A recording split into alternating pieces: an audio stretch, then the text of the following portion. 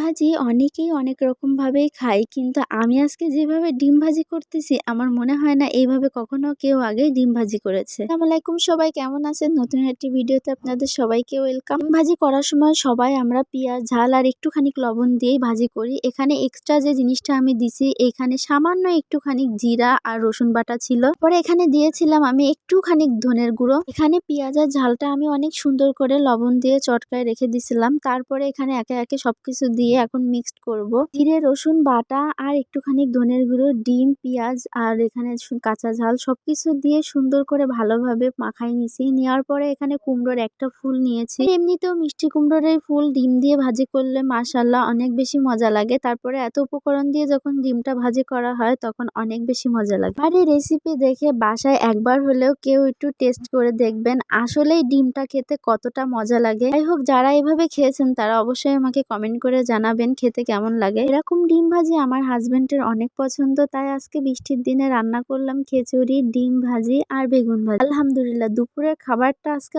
অনেক বেশি মজার ছিল। একদিকে ডিম ভাজি, একদিকে খিচুড়ি, তারপরে আবার বেগুন ভাজি। যাই হোক, আজকের মতন ভিডিওটি এ পর্যন্তই। সবাই ভালো থাকবেন, সুস্থ থাকবেন। আল্লাহ হাফেজ।